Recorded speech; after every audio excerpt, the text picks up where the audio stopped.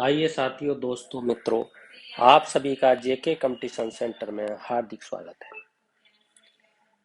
आज आपके लिए पर्यावरण से संबंधित महत्वपूर्ण नोट्स है जो आपका कार्बन चक्र और जल चक्र पर आधारित है।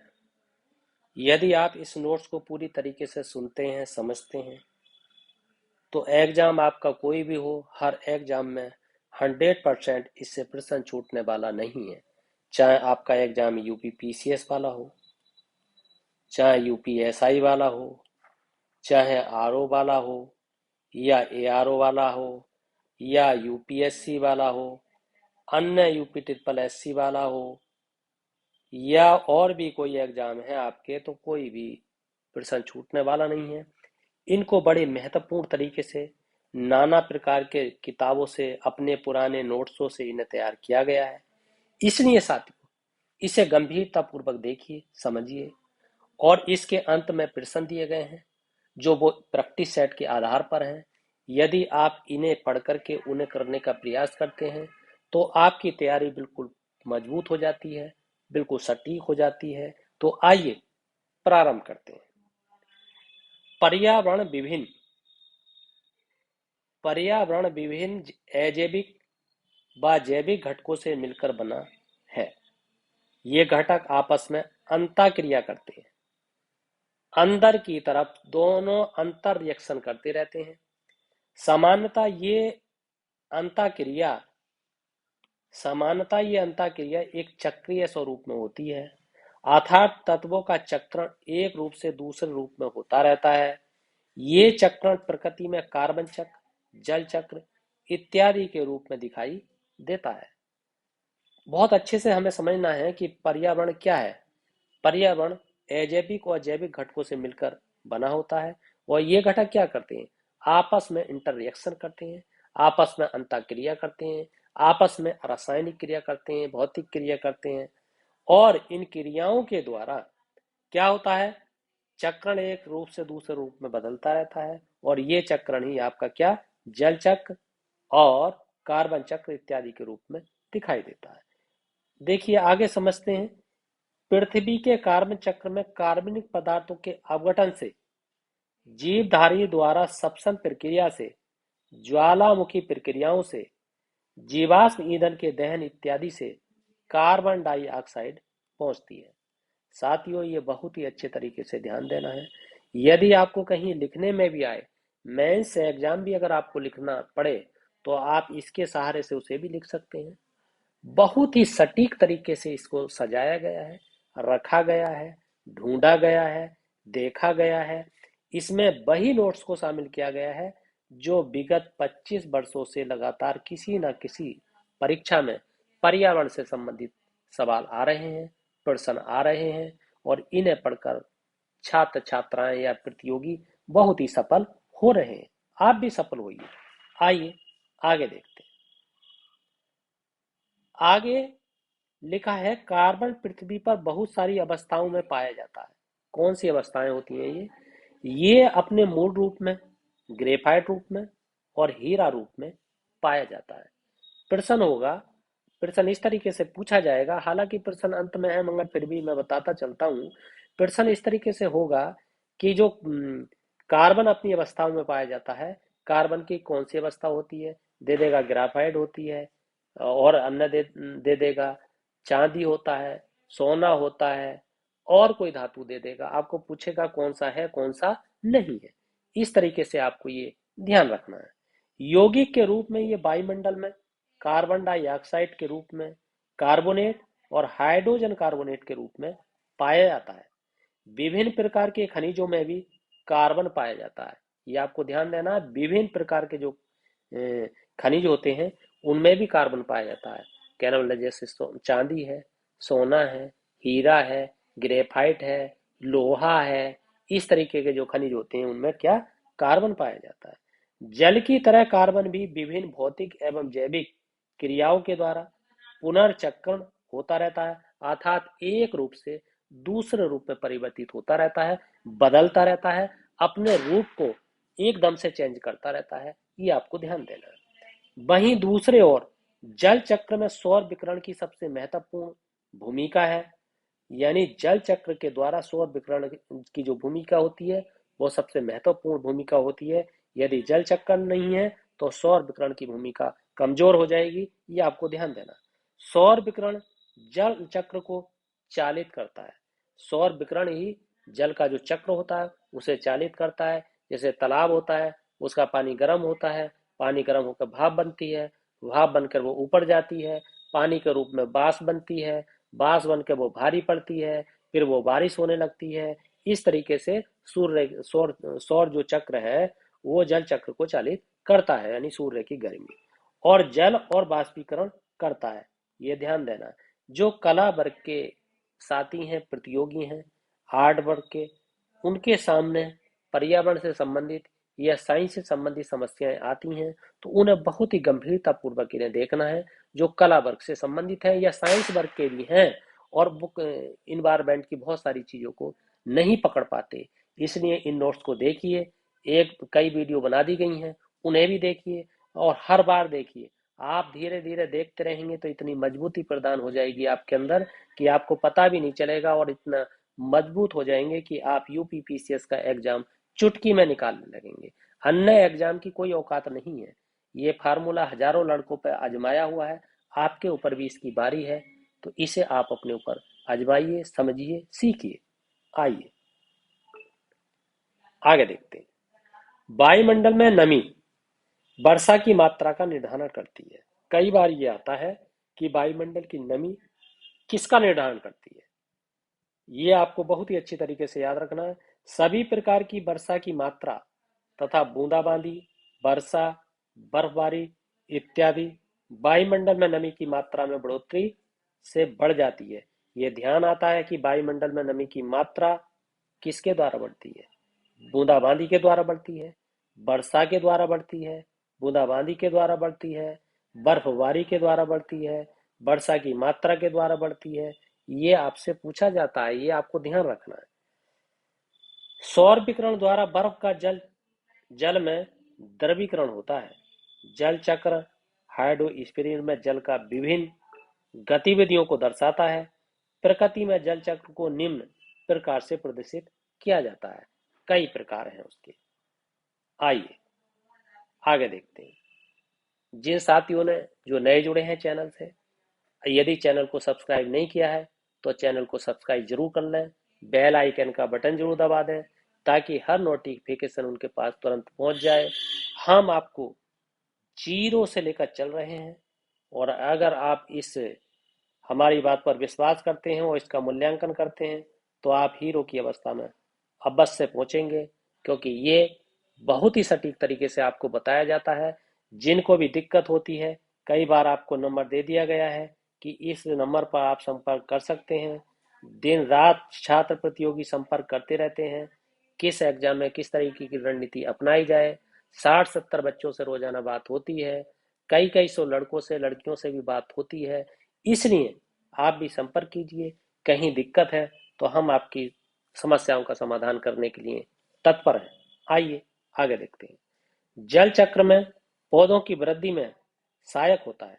जल चक्र पौधों की वृद्धि में सहायक होता है और पौधे भूमि में प्रतिरोपित किए जाते हैं। प्रतिरोपित का मतलब होता है एक जगह से पेड़ पौधों को उखाड़कर दूसरी जगह लगाना। जैसे धान के पौधे, जैसे प्याज के पौधे, जैसे आपके लहसुन के पौधे, इस तरीके से इसे प्रतिरोपित करते हैं। प्रतिरोपित का मतलब होता है एक स्थान से पौधों को उखाड़ कर दूसरे स्थान पर उसके बीज को पहले बोया जाता है, जब वो उग जाता है तो उसे उखाड़ कर दूसरी जगह पैदा किया जाता है, जैसे धान, उसे प्रतिरोपित कहते हैं। तथा भूमि में उपस्थित उनके मूल रोगों द्वारा वे जल का अपशोषण करते हैं। मूल रोगों नहीं, मूल रोमों द्वारा है ये ध्यान रखना है, ये गलत टाइप हो गया है। सामान्यतः पौधों के अधिकांश मूल रोम प्रतिरोपण के कारण नष्ट हो जाते हैं।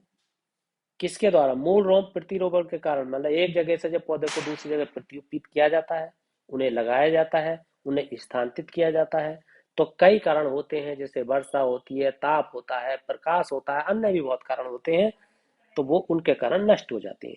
इसलिए कई प्रतिरोपित पौधों में वृद्धि नहीं हो पाती है, ये आपको ध्यान देना। तो आगे और देखते हैं साथियों। आगे है खेतों में उर्वरक फर्टिलाइजर्स फर्टिलाइजर्स का प्रयोग करने पर यदि शीघ्र ही अधिक जल से खेतों की सिंचाई नहीं होती तो मृदा होती है विलयन की सांद्रता अधिक हो जाती है। इससे जड़ के जो मूल रोम होते हैं मूल रोमों द्वारा जल अवशोषण कठिन हो जाता है। इससे पौधे मुरझा जाते हैं। भूमि जल मृदा के तापमान मृदा विलयन की सांद्रता व मृदा की वायु जैसे कारकों पर निर्भर करता है।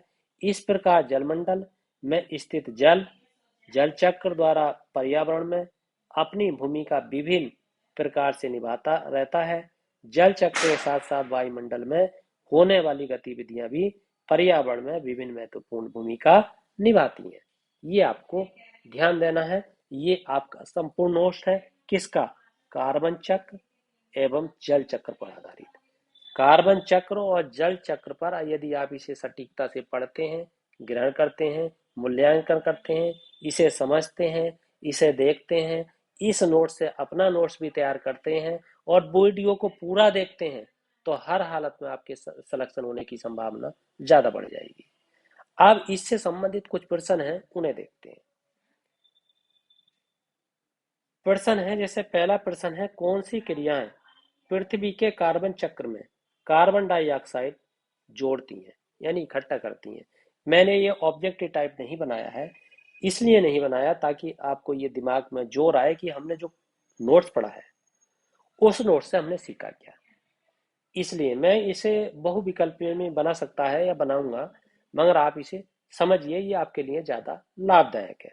बहुत सारे छात्रों से प्रतियोगियों से पूछने के बाद ही उन्हें बताया कि सर वो तरीका थोड़ा सा पुराना हो चुका है, आप बहुविकल्पीय को कभी कभी ना करके वन लाइनर प्रश्न आप बताइएगा ताकि बच्चे छात्र इस पे दिमाग लगाएं और इससे बहुत फायदा होता है।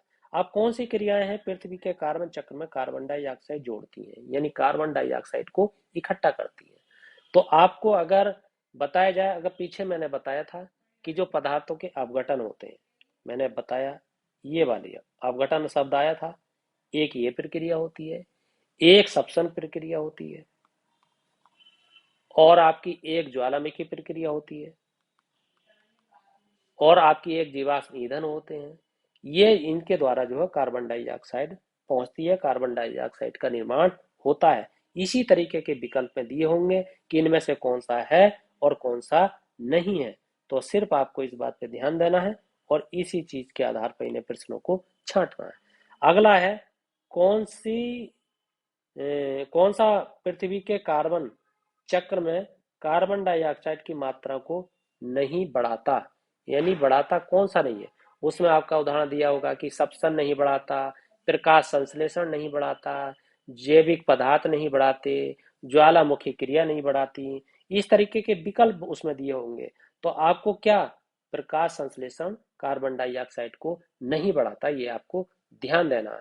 ये क्या होता है?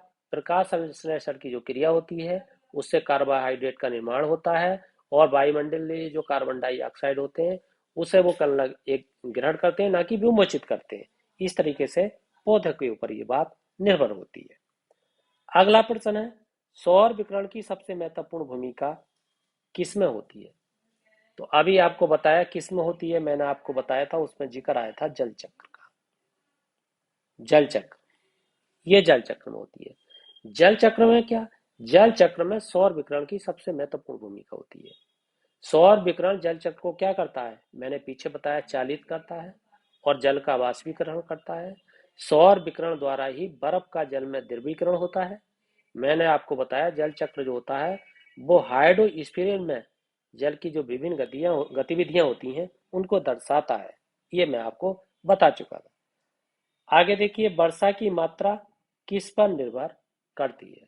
इसमें आपके विकल्प दिए होंगे, जैसे हवा के दबाव पर निर्भर करती है, वायुमंडल की नमी पर निर्भर करती है, जल चक्र पर निर्भर करती है, या सौर चक्र पर निर्भर करती है, या तापमान पर निर्भर करती है। इस तरीके से उसमें विकल्प दे सकता है कि वर्षा की मात्रा किस पर निर्भर करती है, निम्न में से किस पर निर्भर करती है। इस तरीके का भी प्रश्न हो सकता है। तो वायुमंडल की नमी पर निर्भर करती है। मैंने आपको बताया कि जो वर्षा की मात्रा है, वर्षा की मात्रा पर निर्भर करती है, बूंदाबांदी पर निर्भर करती है, बर्फबारी पर निर्भर करती है, इससे जो है वायुमंडल में नमी की मात्रा क्या होती है, बढ़ जाती है। ये आपको ध्यान देना है। अगला है और लास्ट है, पौधे क्यों नहीं बढ़ पाते। ये प्रश्न थोड़ा सा गलत है, होना ये चाहिए था कि कई जो प्रतिरोपित पौधे हैं वो क्यों नहीं बढ़ पाते। प्रतिरोपित शब्द यहाँ पर आना था, यहाँ पर पौधे ना आकर के ये गलत टाइप हुआ, तो ये आपको ध्यान देना। इसका क्या कारण है, पौधे के जो अधिकांश हैं मूल हैं, मैंने पीछे बताया आपको नोट्स में, जो पौधे के अधिकांश मूल रोम होते हैं प्रतिरोपण के कारण नष्ट हो जाते हैं। यानी एक जगह से दूसरी जगह पर जब पौधे लगाए जाते हैं तो वो नष्ट हो जाते हैं। इसलिए कई प्रतिरोपित जो पौधे होते हैं उनमें वृद्धि नहीं हो पाती है। और खेतों में जो उर्वरक होता है उसका प्रयोग करने पर यदि शीघ्र ही अधिक जल यदि जल से खेतों की सिंचाई होती है तो भी नष्ट हो जाते हैं। मृदा में विलयन की सांद्रता अधिक हो जाती है तो भी नष्ट हो जाते हैं। इससे जड़ के मूल रोम द्वारा जो जल होता है उसका अवशोषण कठिन हो जाता है, इसलिए पौधे मुरझा जाते हैं और वो नष्ट हो जाते हैं। ये आपको ध्यान देना है। इसी तरीके के प्रश्न, इसी तरीके से 25 साल का ये अनुभव है, इसके अलावा कोई प्रश्न पूछा नहीं गया है, इससे रिलेटिव ही प्रश्न पूछे गए हैं। इसलिए आप सीरियस तरीके से पढ़ते जाइए, सारी चीजें धीरे धीरे सबके लिए होती जा रही हैं। जो पुरानी वीडियो बनी हुई है उन्हें आप देखिएगा और चैनल को जरूर सब्सक्राइब कीजिएगा। किसी भी प्रकार की दिक्कत है तो मुझसे संपर्क कीजिएगा, मैं आपकी सेवा के लिए हमेशा तत्पर हूँ और तत्पर रहूंगा, ऐसा विचार है। तो आइए साथियों, दोस्तों, मित्रों, यदि आपको ये वीडियो पसंद आई है तो इस चैनल को सब्सक्राइब कीजिए, लाइक कीजिए, शेयर कीजिए, कमेंट कीजिए और फीडबैक जरूर दीजिए। इसी के साथ आपका बहुत बहुत धन्यवाद।